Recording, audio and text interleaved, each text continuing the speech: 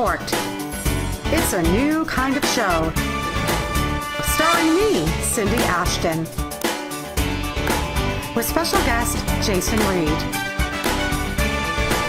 Live from the streets of Laguna Beach.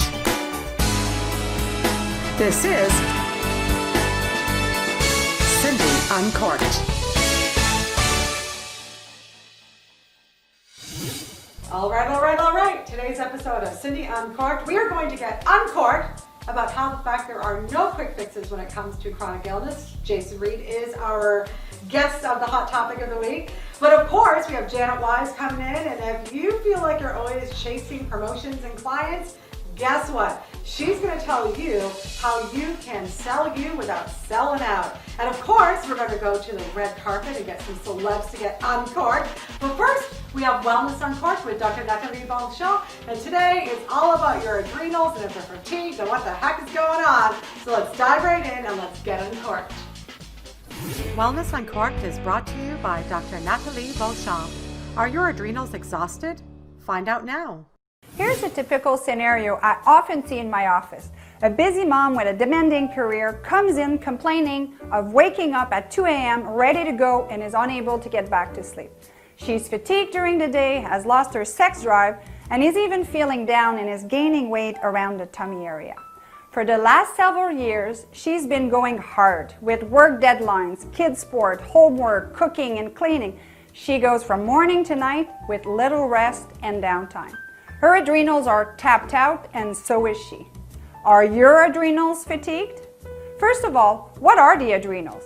They are two small glands that sit on top of your kidneys and are responsible for producing cortisol, which is often referred to as our stress hormone. Cortisol levels vary during the day. They should be high in the morning, helping you get out of bed, refreshed and ready to go, and they should be low in the evening, allowing you to fall asleep and stay asleep. When people are under stress, these levels go haywire. Adrenal fatigue is very common with our go lifestyle and is often underdiagnosed. How do you know if your adrenals are tired? The symptoms mentioned earlier are one thing, but you can get your cortisol level tested. The best test is called a 4-point cortisol saliva test, where saliva samples are collected upon waking up, at lunchtime, dinner time, and before going to bed. These cortisol measurements can help you figure out what is going on with your adrenals and what you can do about it. First, as cliche as it may sound, try to decrease your stress. Do you have too much on your plate? Are you trying to be Superwoman? Eliminate the things that no longer bring you satisfaction or joy by creating what I like to call a not to-do list. I try to write one at least once a month to help me prioritize my task. Eat an adrenal support diet. Caffeine, sugar, artificial sweetener, and processed foods are taxing to your adrenals. Focus on eating more cruciferous vegetables and good fats like avocado, coconut, and nuts. Lastly, use supplements to support your adrenals. Vitamins and minerals like B complex, vitamin C, vitamin D, magnesium, and zinc can be of great benefits to support your adrenals. Botanicals adaptogen like ashwagandha and rhodiola can also be very effective to balance your adrenal. Remember, no matter how busy you get, take time to rest and recharge. Your adrenals will thank you for it. All right, ladies, right now I want you to tweet me and tell me what is one thing you can do to reduce your stress. Be sure to get Dr. Beauchamp's free gift, a complete health and lifestyle self-evaluation and the ebook Toxin Overload. Discover how toxins may be disrupting your hormones and preventing you from reaching a healthy weight. Go to wellnessuncorked.com. Now it's time for Live from the Streets. Well, Laguna Beach. What challenges do you think that people with invisible disabilities and illnesses face? Oh my goodness, Cindy, great question. You know what, I think people with invisible disabilities face a challenge of fear, and that if they speak up and announce their disability to people around them, that they'll further be judged. Mentally, they need to be strong to overcome. They need to have the confidence to overcome all the difficulties in life. Yeah. Oh, I think they are challenged with discrimination. Discrimination. People would look down on you or say nasty things to you because her disability wasn't obvious. And if they keep it to themselves, which could be hard to get around and do various things with that disability, they can hold tight to it, but they're not fully themselves. Well, I think it's public perception to a large degree because people are prejudiced and they perhaps think that they may be taking advantage. I would suggest that's probably the biggest thing. And of course, naturally, they're challenged by the ability to blend into society and be accepted. Lack of understanding and lack of sympathy from people that are healthy. Right? And so you face that fear of judgment if you let it out there to tell everybody what truly you have that's invisible to others. I happen to be an interpreter, so I'm aware of people's handicaps, either because of language or deafness, and those are the biggest challenges. Lack of empathy. Today's hot topic of the week is super hot for me because it's a personal thing I deal with. It has to do with living with chronic illness and how there are no quick fixes. Now today I have a dear friend, his name is Jason Reed, and he actually co-hosts a podcast with me called Speaking for Profit. But we're not talking about speaking and we're not talking about profit, we're talking about chronic illness. Please welcome the fantastic Jason Reed.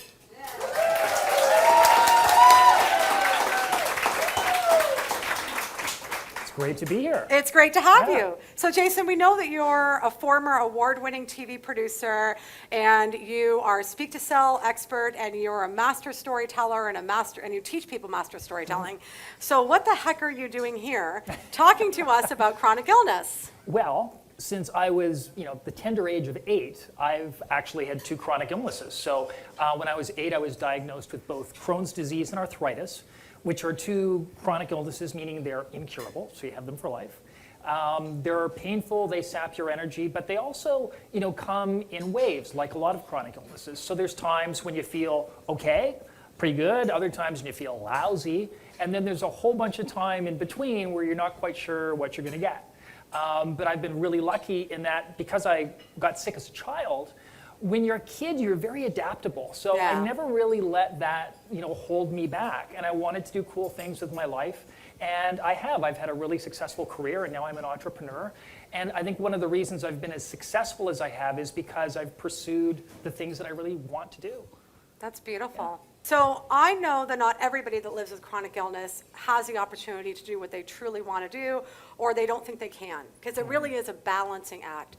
So can you help us understand what are some of the challenges of living with chronic illness that people don't really understand in general, whether they have an illness or whether they're somebody who's a family or a friend of a chronically ill person? I think the 2 big things are the fact that chronic illnesses are long-lasting and the fact that they're unpredictable. So with the long-lasting part, how we typically approach sickness is, if we get ill, we put our life on hold, we get rest, we go to the doctor, we wait until we're well again, and then we start pursuing our goals again. Right. But the challenge is if you have a chronic illness, you may never be 100% again. So you have to really change your mindset. If you start putting your life on hold and waiting till you feel better, you can have years go by. So you have to make that mental adjustment and be okay with living your life, not 100% most of the time, whether it's what you're enjoying or even, how you're working. So, I've learned to be able to do my job even though I'm not 100%, but it's a real challenge because it takes a lot of energy and it can really wear you down if you don't give yourself enough space. Yeah. So that long-lasting bit is really important. And then the other part is the unpredictable nature of chronic illness because you just don't know from one day to the next how you're going to feel. And people like to be able to plan stuff. So if you're planning an expensive vacation or if you're planning a big work project, you can't look at that date and know confidently that you're going to be well. So then you start to worry about that. So you have to start to be okay with that whole unpredictable nature of chronic illness and be able to manage that and create strategies around that. Yeah, it's so interesting you talk about that because, one of the reasons that we bond so much is because I live with heart illness and as a result, which is a very long story, but as a result, I've got all kinds of chronic pain and all kinds of other stuff that we don't have time to get into. But it's been very interesting as I went through that phase where I listened to other people who were well-meaning who said, well, you just got to push through it. Or I would have a business coach who says, well, you just got to map out your goals for the week and you've got to do this and do that. And they're like, well, I don't understand. And I'm like, you don't understand. I cannot have a schedule from 1 to 3 that I do sales calls. Like, I can't have that. And it's been very challenging for me over the years understanding, and what you said around that mental shift and understanding it. I know for me now, I've had to do adjustments when you come to acceptance of, oh, it's unpredictable. I have to live with this for life, you know. Although they do have DNA hearts that they're creating, like where they can do, that's very yeah. cool. So I might be able to get a heart transplant eventually with my own DNA. It's cool. Yeah. That's amazing. Is it Wow. amazing? 5 years I'd from never heard now, of this that. could all be solved. But in the meantime, it's been really interesting because now I don't set my schedule for the week. I'll never have more than 3 meetings during a day because I know if I'm pooping out that day, I'm gone. But what I do is I write my list and order of appointments of things to do. And what I do is I go, oh, I'm feeling good. Let's see how long this lasts. And I work until I start to feel poopy again. And then I stop. So I can't block out time like a normal person. I've got to prioritize and do it that way. So that's just an example for somebody who's chronically ill. How do you find that balance? And how do you deal with being unpredictable? And figuring out what works for you, which That's is, I think, the the key. big thing. Yeah. Not what works for other people, but what works for you. Yeah, and that's the key, is to start to figure out what works for you. So Jason, you have some amazing techniques for people who are chronically ill, but I want to hear them after the break. All right, everybody, it's that time, commercial break, and then everybody is going to get uncorked in our Life in the Street about what they think it takes to live successfully with chronic illness. We'll see you after the break. Are you truly living in the now, or are you just okay, caught on an endless hamster wheel of work, struggling to be the mom you desire to be, and feeling your relationships straining under the pressure? Hi, I am Yai, and my course, Prosperity Now, will show you how to stop tolerating just okay and tap into the joy of abundance. When you powerfully live in the now, you will have a career that lights you up, raise happy and fulfilled children, and cultivate a deep, loving relationship with your partner. Go to prosperitynowcourse.com for more information on how to create your prosperous life by harnessing the power of now. If you could give advice to somebody living with chronic illness, what would that advice be?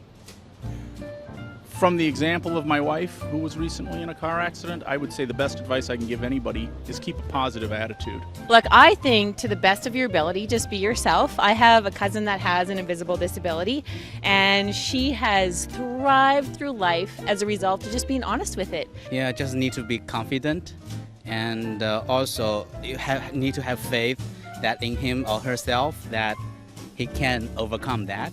Well, I faced that problem with my wife who passed away, and every day you just got to appreciate that you're still on this earth and try to make the best of it and appreciate, look at life like it's a blessing every day. Take care of yourself first before you take care of the person that is ill. Not having been in that situation, it's difficult, but I think first of all you have to do the best for yourself. You shouldn't really rely on society, but I think in a civilized society, society should actually go out of their way to help you. Know that things are going to get better. You're going to recover. And that way you can take care of them better. Just like in a rescue, you first have to put your life jacket on first and then be able to help somebody else. And I think in the beginning she faced some fears and struggled with telling people the truth, but honestly she is living a fulsome, happy life by being able to talk and be real about what's going on with her and when it shows up and when it doesn't and what people around her need to be aware of. So I say tell the truth. And we're back, as usual, interesting advice from the street. So Jason, I remember that we had a conversation a few months ago when you said there's a sick Jason and there's a healthy Jason. So explain to us what that means, and again, how that relates back to our viewers and how they can deal better with living with chronic illness. Yeah, so particularly, if you're an ambitious person, but I think most people have this type of challenge is that, when they're feeling well, and when I'm feeling well, I'm confident, I'm bold, I like challenges, I want to go out and I want to do things. And the difficulty is when I'm not feeling well, I'm pretty much the opposite of that. I don't want to have anything to do with people, I don't want to be around people, I don't want challenges, I just want the world to go away. So, we're faced every day with the reality of the basic question, well, what will make me happy? But then the answer is, well, who's going to show up tomorrow? Is it going to be healthy me? Is it going to be sick me? And then it's very easy for the sick part to take over. Yeah. So one of the things that I've done is made sure that when my health is really poor, that I continue to move forward. I continue to do certain things in my business. I'll give you a great example of this. About a year ago, I was in the hospital, and I was in the hospital for 6 weeks, which was a long time. And near the end of that 6 weeks, I ended up doing online seminars with my clients from the hospital. So I basically had my iPhone with me. I love it. And I was doing these online seminars. And the reason I did that was, well, for two reasons. Number one, I think it's important for us to keep promises to ourselves and to other people. And I had promised these people that I was going to work with them. But even more importantly, it was a way of nourishing that ambitious side, that healthy side, that natural side of my personality that wanted to go out there and be able to share with people and make a difference. Yeah, so I think that what you've been saying over and over again is that it's about listening to yourself, knowing yourself, and really setting healthy, I hate to use the word boundaries, but healthy boundaries, and understanding how to make life work for you under your rules and not somebody else's. Exactly. And not forgetting that you sometimes need to push yourself, but doing it in a way that works for you. And is gentle. And is gentle, yes. So what do you find are some of the limitations that people tend to put on you and other people who are living with chronic illness? Well, I think the biggest one that I faced, and I know a lot of people with chronic illness face this, is when I was younger, when people were giving me advice on what my career should look like. And everyone said, you should join a big corporation or a government where you get paid well, get benefits, where maybe you don't have to do a lot of work, and where you get a lot of sick days and vacation days. And that sounds great, but first of all, I don't know if those jobs really exist. But secondly, and more importantly, that was so opposite to my personality that would not have worked for me. One of the reasons why I've been as healthy as I've been for the past 40 years is because I do things I love. And I always challenge myself, and I'm always moving forward. And I think it's really important to be doing that when you have a chronic illness and not let other people say, well, you can't do that. If you think you can do it, you want to do it, and with confidence that, you might be able to do it, then go for it. Don't let other people decide what you should do and what you shouldn't do. I love it. And I think that it's so important to understand that we should all be doing what we love, but especially when you're chronically ill, boy, when I have my sick Cindy days, there are people in this room who have seen the sick Cindy days, and it's not pretty. Yeah. And thankfully, you all are compassionate, and you know that I'm out of my mind, and it's not me, and it's a physiology freaking around with my body. But on those days, what I've come to do, so I remember of what I really love, I will listen to something of me singing to remind me that this is who I really am, because I know that it's not me what's going on in my mind. I know it's the illness, and so I just always bring myself back now, where I write myself love notes, and I bring myself back to love and bring myself back to the things I love, and remind myself if I just continue to rest, I will get past this next phase, and I'll be able to get back to what I love. Well, that's the biggest challenge. I mean, we're dealing with energy. It's very, very difficult to psych yourself up for a job that you really hate, right? But if you're doing something that you really, really like, it makes it a lot easier. It actually brings energy into you, and it makes you capable of accomplishing a lot more. So before we wrap it up, I would love to know just a couple more tips that you have for people living with chronic illness. Well, my top suggestion would be to get really comfortable ignoring other people. Because when you have a chronic illness, there are a lot of well-meaning people who are going to give you advice on your health, on your lifestyle, on your life, and your decisions. And most of the time, as you know, they are wrong. What they're suggesting is wrong for you. And sometimes it may even be dangerous for you. Yes. So get really good at not being upset at that, but just, looking at them and smiling and nodding your head and just not letting any of that get in your brain, because it can really be draining. So just really listen to yourself and not other people and the expectations of other people, number one. And number two, again, the big thing is come to grips with that unpredictability. You know, we all want security. We like the idea of financial security and personal security and relationship security.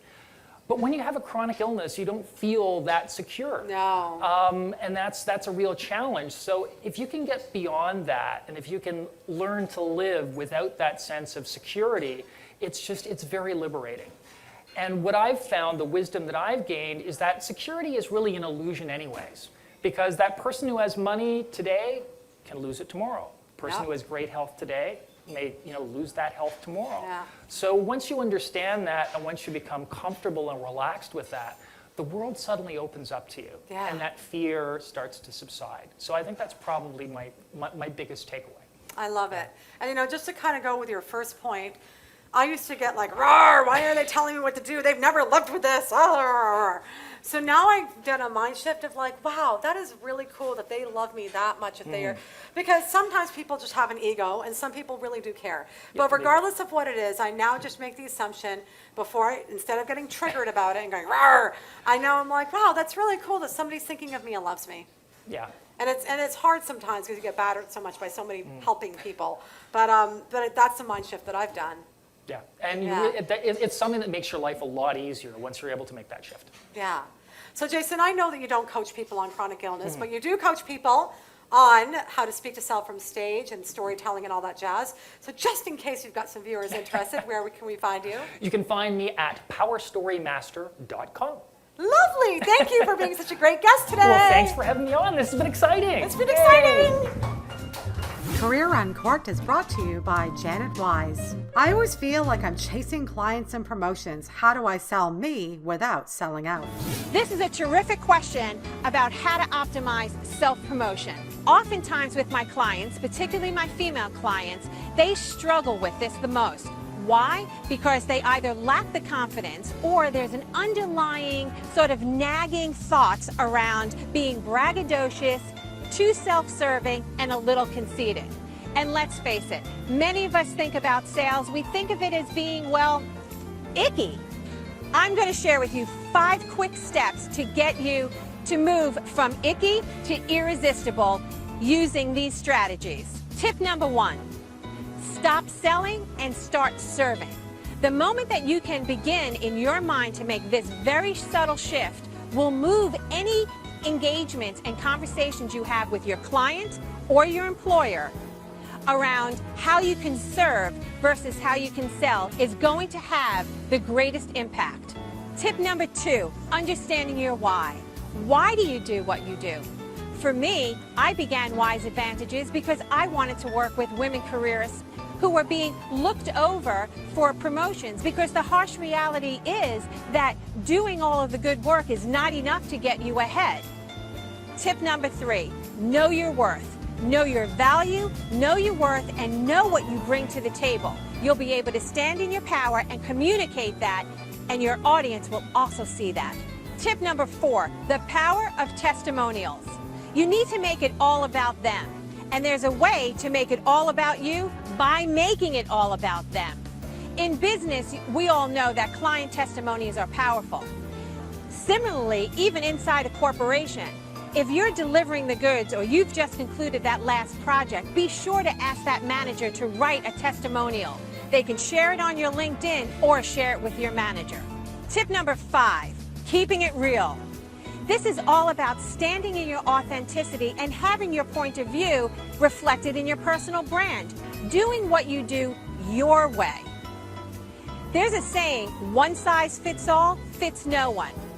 Find your brilliance in how you can deliver it. Keep it real, keep it authentic, and then go in and exceed expectations. So tweet me and let me know, how do you serve? Be sure to download Janet's free guide on personal branding at wiseadvantages.com. Next up, we have Getting Uncorked on the red carpet. So everybody, we are here with Anusha. Yes, that's right. You said it right. Anusha, well, very good. Well, I've traveled and I've seen 8 languages. Oh. So it's all my opera training. So, yeah. Anyways, this isn't about me, it's about you. Okay, go All right, so we're all about empowering our women, so I would love you to give your number one piece of advice to our women on how they can love themselves more. Well, you know, I actually have a saying, and it's my bio status on Instagram, and it's love yourself or change till you do. And I think there are a lot of internal changes that women want to make and they can't, and then they, you know, it turns into a negative. But I think it's all about positivity. I think it's just about loving yourself, and you know, just keep changing till you do. You know, you can make mistakes, pick yourself up, try again, and you know, and it'll keep going. It's a journey, and when you get there, you'll probably never get there perfectly, but you'll definitely get there. So don't stop trying. I love that. And tell us, what's next for your career? What's next for my career? Well, I'm actually on MTV in India, and I'm an actress in India, and I just got signed to WME here, so I'm very excited. Let's see. Hey. Let's party it up. Congratulations. We're so Thank you thrilled so for much. Thank you for coming in. I really appreciate it. Thank you. All right, enjoy the rest of the night. All right, everybody, here we are, the after party AR of the Grammys, and we've got So if Suzanne doesn't come back, then I'll put you in front of the door. There you go. Helping our viewers. Suzanne, jump over when it's 7:30, all right? What is your, we got it like an hour. Yeah. Okay, let's do this. Let's do this. So I would love to know, what is your number one advice for our viewers on how to step into their best self? Well, we just completed a song called Better World, and that's exactly what we're talking about. So it's really about understanding the power that we have within and how we can bring it out into the world and make it a better world. All right, so Jason, Let's go. You can find it everywhere at Jason Vox. We'll go. JAYSINVOXX. Oh, this is Dr. Are you ready? All that. All right. There you go. I love it. So now that we are all enlightened about chronic illness and adrenals and selling you without selling out, let's look forward to next week. So next week's going to be another hot one. Have you ever made a bad decision? Come on, fess up. Of course you have. We all have. Bruce Fredenberg is coming to the show, and we are going to talk about why it's a hidden epidemic, why it happens, and how we can stop making those crazy ass bad decisions. We're also going to be looking about, if you're estrogen dominant with Dr. Nathalie Beauchamp, and Janet is going to be talking about how you could have a great resume and credentials and why you may not be getting the interview. So stay tuned for another episode of City Uncorked coming up next week. But in the meantime, get uncorked.